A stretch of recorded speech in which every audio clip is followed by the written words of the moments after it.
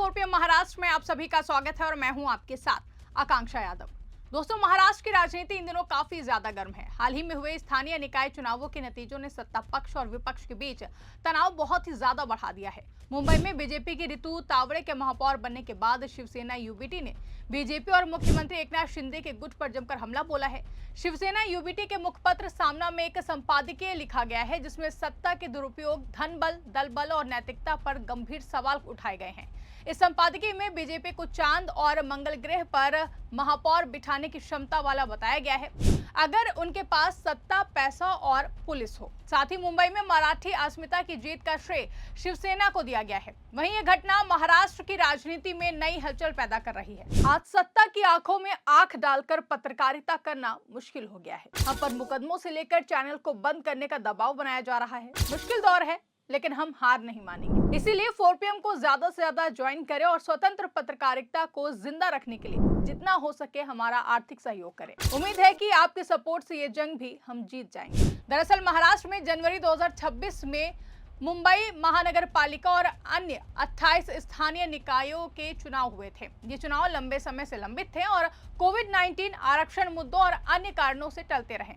आखिरकार 15 जनवरी 2026 को मतदान हुआ और 16 से 17 जनवरी को नतीजे सामने आए। महायुति गठबंधन, जिसमें बीजेपी, शिवसेना, शिंदे गुट और अन्य शामिल हैं, जिसने बड़ी जीत हासिल की है। बीएमसी में महायुति को बहुमत मिला, जिसमें बीजेपी ने 89 वार्ड जीते हैं और शिंदे गुट की शिवसेना ने 29 वार्ड जीते हैं। कुल मिलाकर महायुति के पास 118 से ज्यादा सीटें हैं। वहीं शिवसेना यूबीटी और महाराष्ट्र नवनिर्माण सेना गठबंधन को करीब 105 सीटें मिली, लेकिन वो बहुमत से चूक गए हैं। वहीं अन्य निकायों में भी बीजेपी ने 11 में से 10 महापौर पद जीते हैं। अब ये जीत महायुति के लिए बड़ी सफलता है, लेकिन विपक्ष इसे सत्ता के दुरुपयोग का नतीजा बता रही है। बीएमसी चुनावों के बाद महापौर चुनाव 11 फरवरी 2026 को होना तय था, लेकिन शिवसेना यूबीटी ने उम्मीदवार नहीं उतारा, जिससे चुनाव निर्विरोध हो गया है। बीजेपी ने रितु तावड़े को महापौर पद के लिए नामित किया। रितु तावड़े घाटकोपर से 2 बार की पार्षद हैं और बीजेपी में 2012 में कांग्रेस से शामिल हुई थी।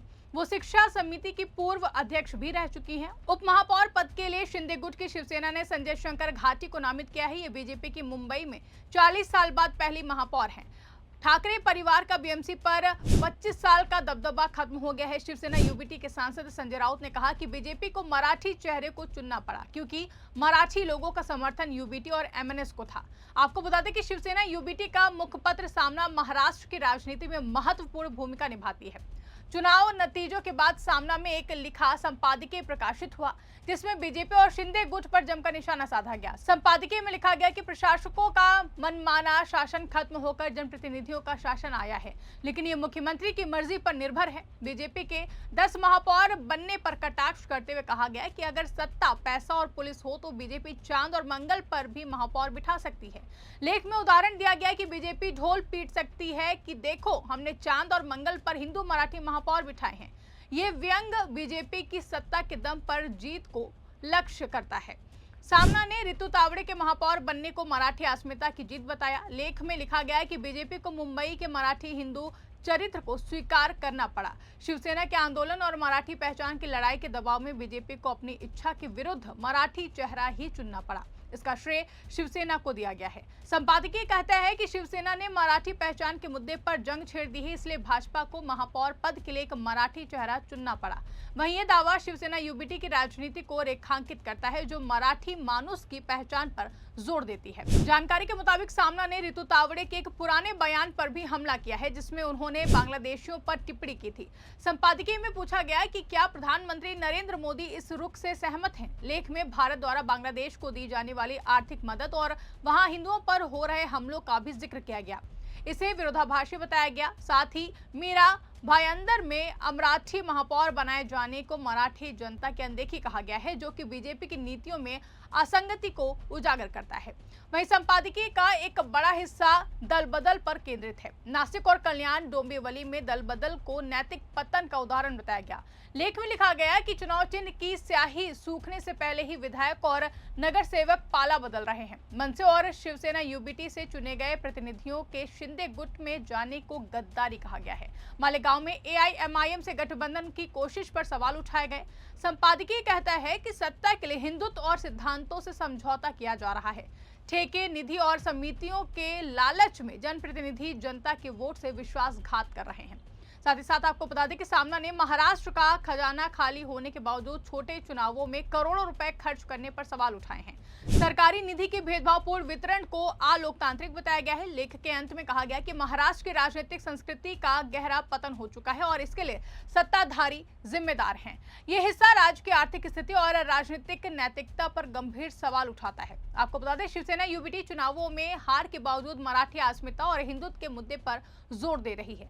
संजय राउत ने कहा कि बीजेपी को मराठी महापौर चुनना पड़ा क्योंकि मराठी लोगों का समर्थन यूबीटी और एमएनएस को था। वो चुनावों में ईवीएम गड़बड़ी, वोटर लिस्ट में अनियमितता और सत्ता के दुरुपयोग का आरोप लगाते हैं। यूबीटी का कहना है कि महायुति की जीत असली नहीं है बल्कि सत्ता के दम पर है। उद्धव ठाकरे ने भी कहा कि शिवसेना को खत्म नहीं किया जा सकता है। आपको बता दें कि बीजेपी ने इन आरोपों को खारिज किया है। पार्टी का कहना है कि जीत जनता का फैसला है और विकास कार्यों का नतीजा है। नीतू तावड़े ने महापौर बनने पर मुंबई के विकास पर फोकस करने की बात कही है। शिंदे गुट ने दावा किया कि वो असली शिवसेना है और ठाकरे गुट की हार उनकी नीतियों की असफलता है। महायुति ने कहा कि बीएमसी में अब स्थिर शासन होगा और प्रशासक राज खत्म होगा। वहीं यह घटना महाराष्ट्र की राजनीति में नए समीकरण बना रही है, जहां शिवसेना यूबीटी की हार से ठाकरे परिवार का प्रभाव कम हुआ है, लेकिन वो मराठी मुद्दे पर लड़ाई जारी रखेंगे। बीजेपी अब बीएमसी के 5 लाख करोड़ के बजट पर नियंत्रण रखेगी। दल बदल जारी रह सकता है, जैसा कि यूबीटी के 60 पार्षदों के शिंदे गुट में जाने से हुआ है, जिसको लेकर राजनीतिक विशेषज्ञ मानते हैं कि 2029 के विधानसभा चुनावों से पहले ये सियासी जंग और भी ज्यादा तेज होगी। महाराष्ट्र में मराठी मानुष की पहचान हमेशा से ही राजनीति का केंद्र रही है। बाल ठाकरे ने शिवसेना की स्थापना इसी मुद्दे पर की थी। अब यूबीटी इसे जारी रख रही है, जबकि बीजेपी को मराठी चेहरे चुनने पड़ रहे हैं। मीरा, भायंदर जैसे इलाकों में अमराठी महापौर से विवाद बढ़ सकता है। फिलहाल शिवसेना यूबीटी सामना के जरिए हमले लगातार कर रही है। बीजेपी विकास पर फोकस करेगी, जनता देखेगी कि कौन सही साबित होता है।